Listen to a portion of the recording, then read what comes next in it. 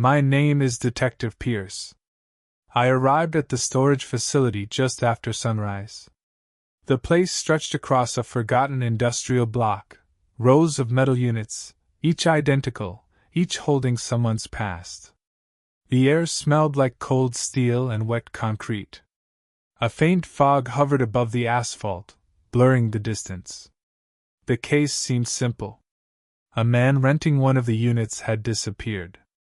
His family came to collect his belongings, only to find the door jammed. According to the storage employee, it wasn't the lock. It was pressure from the inside, as if something heavy leaned against the door. When I reached Unit 109, the unease started immediately. The metal frame gave off a low vibration, almost like a generator was running inside. But the rental records showed the unit had been completely empty for 2 months. I knelt and touched the bottom edge of the door. The metal was colder than it should have been, like it had been left in a freezer. And the air around it felt drained, hollow. Storage units always had a dusty industrial smell, but here there was none. It was as if the space had been sealed away from the outside world entirely. The employee kept his distance. He muttered something about security footage, light leaking out from the bottom of the door around 2 in the morning. He said he'd show me the clip later. I stood and knocked lightly on the metal. The echo was wrong. Not hollow, not metallic. Thick. Dense. Like knocking on a wall instead of an empty room. I told the employee to step back. Slipped a pry bar between the door panels. Pulled upward. The door rose too easily.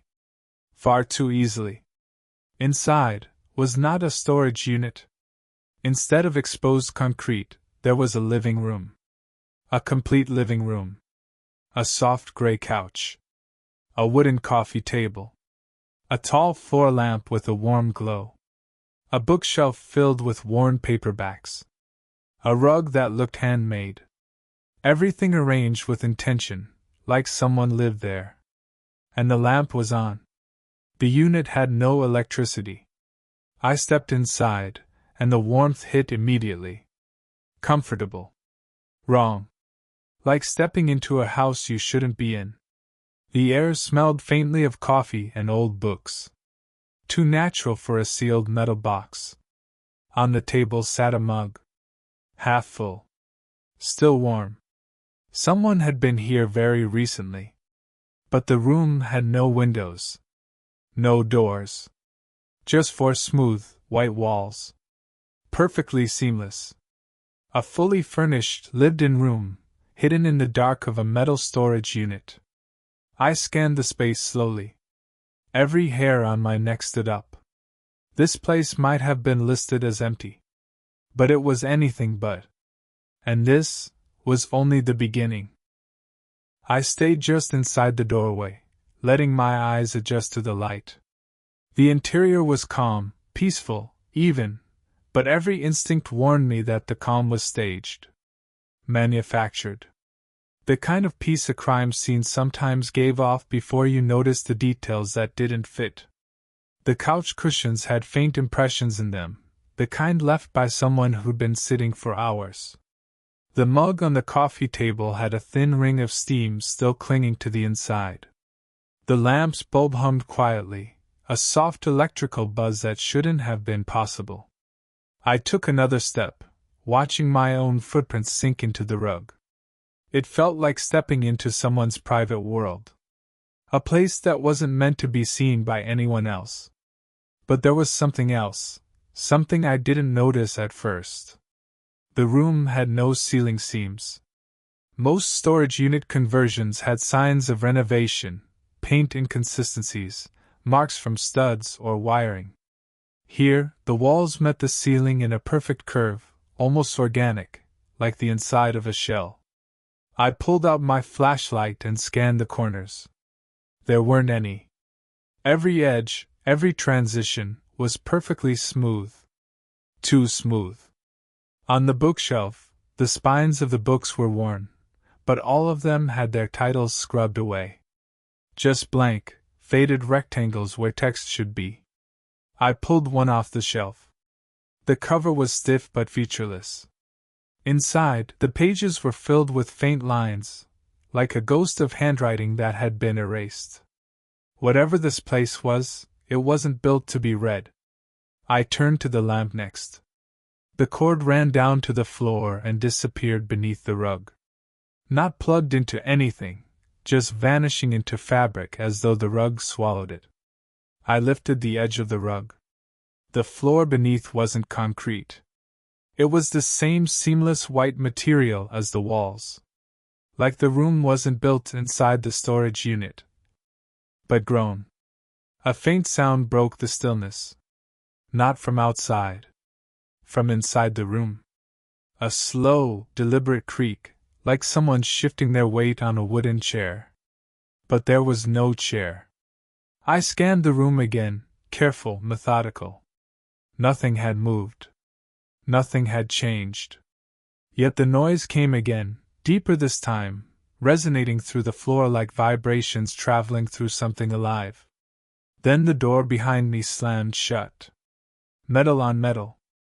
A violent, echoing crash. I spun around. The storage unit door had fallen back into place, sealing the only exit. Only, it wasn't a door anymore. In its place was another seamless white wall. The entire living room had swallowed it. No hinges. No opening mechanism. No outline of where it had been. Just a blank, unbroken surface. I ran my hand along it.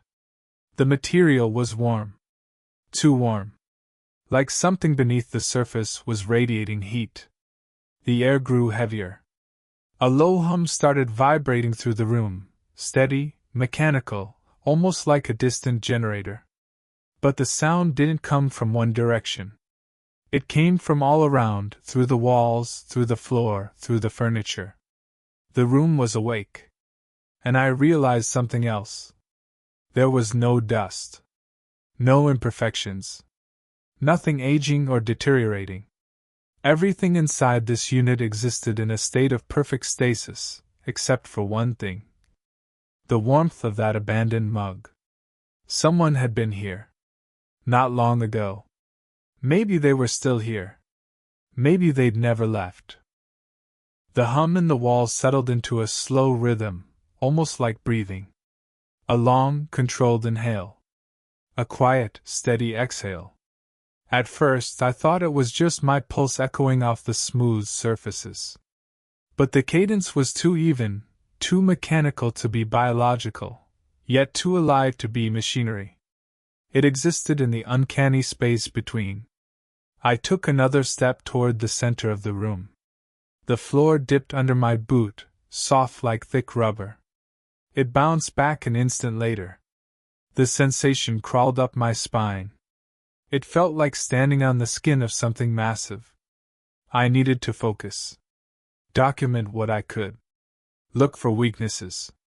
But the room was designed to deny logic. I circled the perimeter, trailing my flashlight along the walls. No outlets. No seams. No light switches.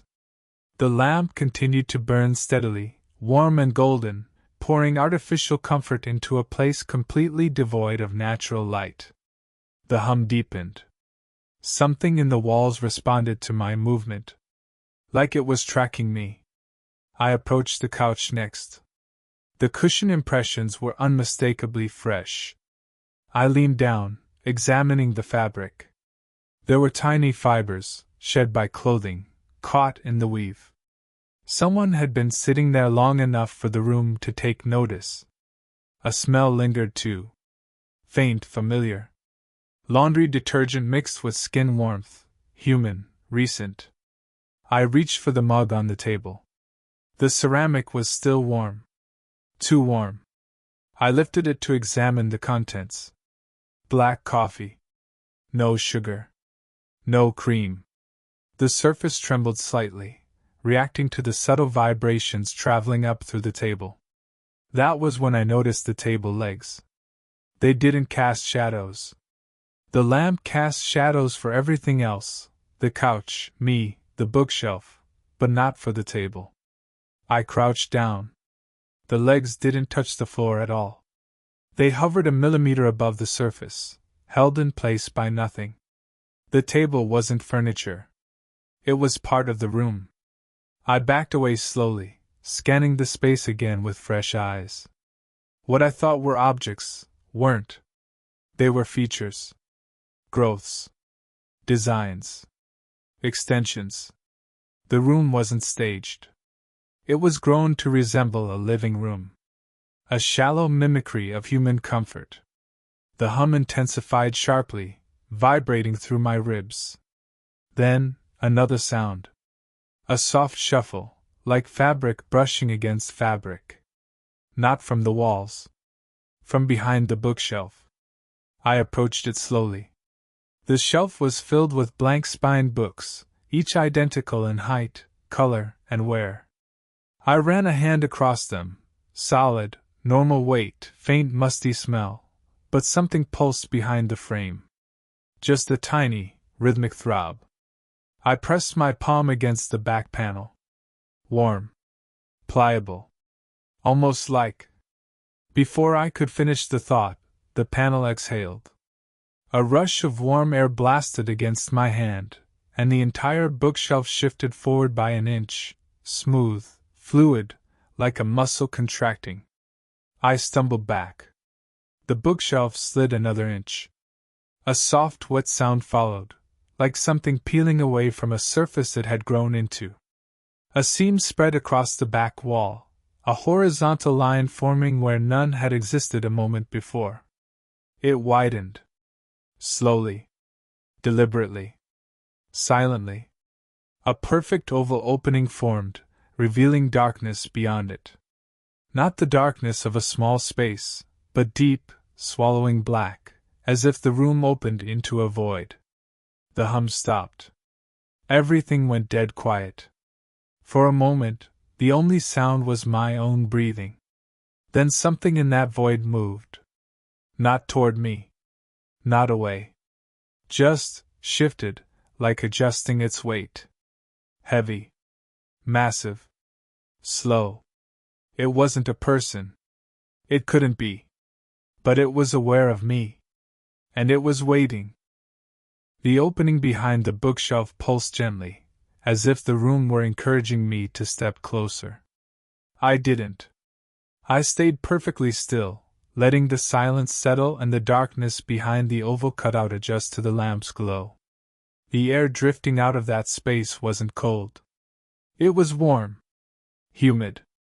Carrying a faint smell, damp soil, like the earth after rain.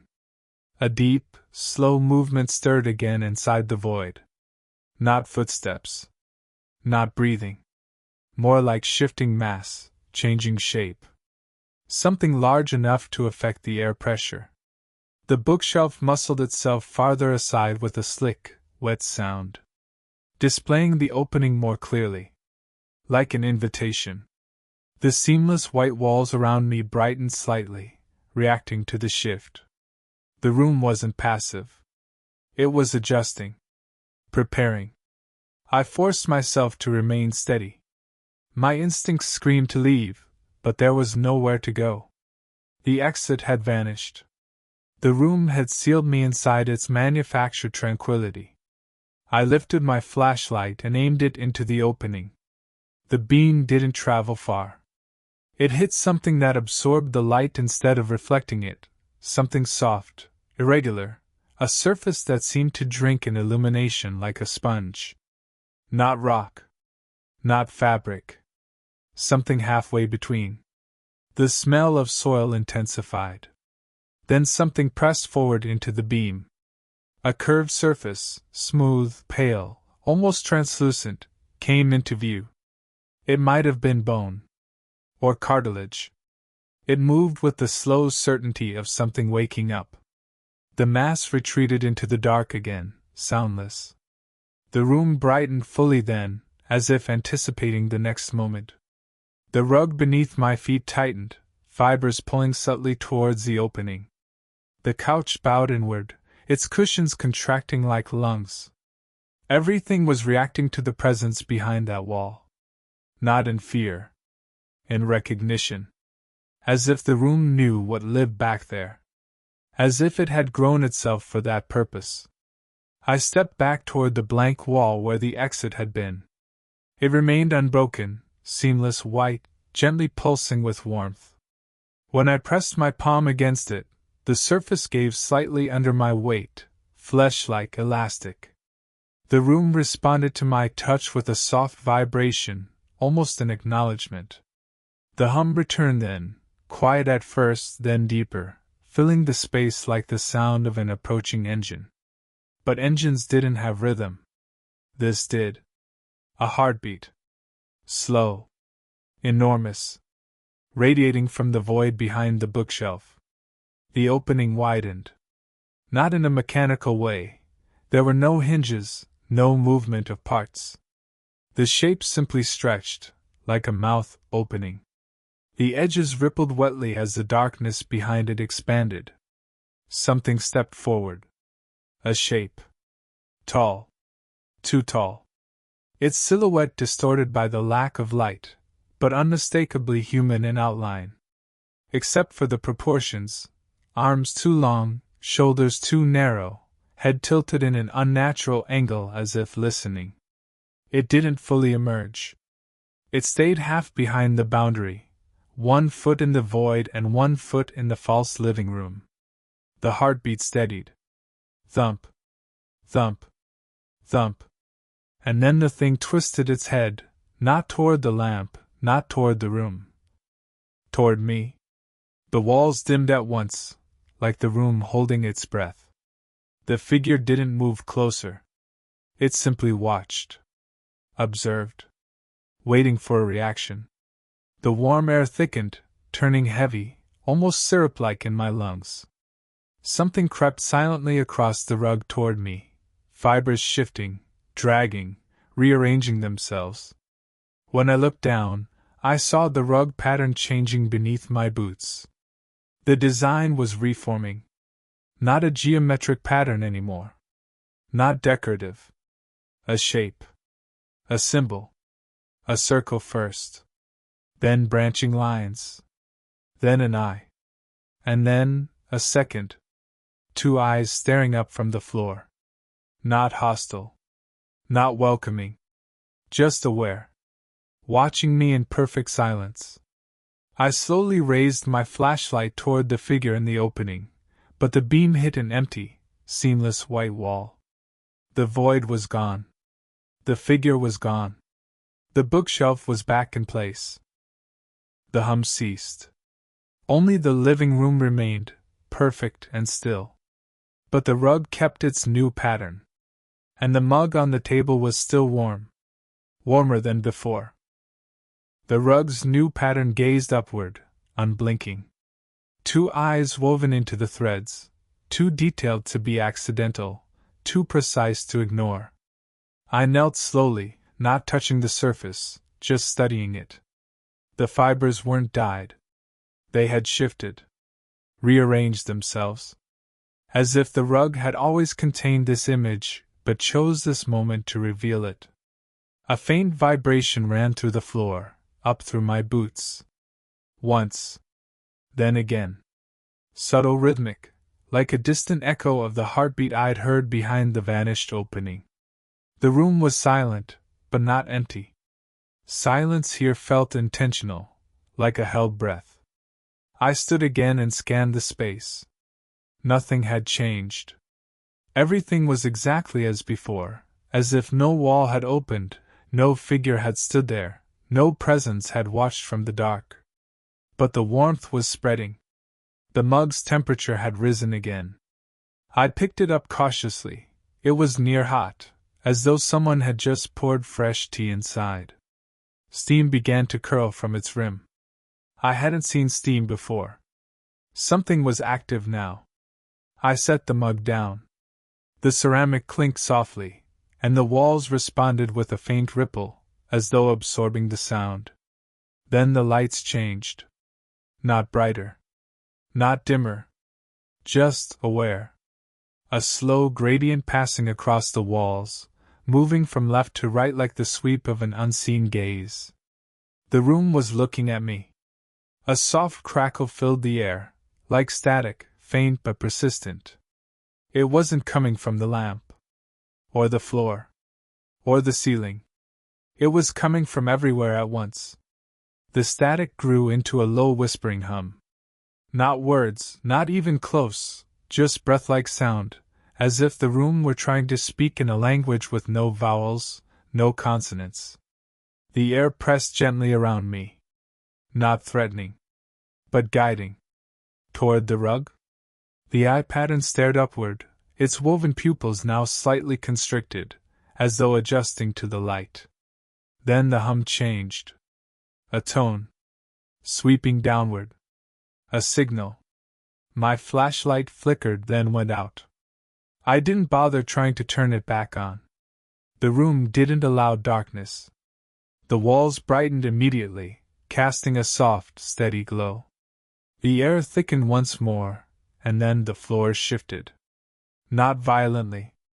Not in a way that threatened collapse. The rug simply opened. The woven eyes widened, the threads pulling apart soundlessly, revealing a narrow, vertical slit beneath them, like an iris expanding. No floorboards. No concrete. Just a dark, pulsing void, soft-edged and organic. A warm draft rose from it. The same humid breath I'd first felt behind the bookshelf. The message was clear. The thing from the void hadn't left. It had changed its door.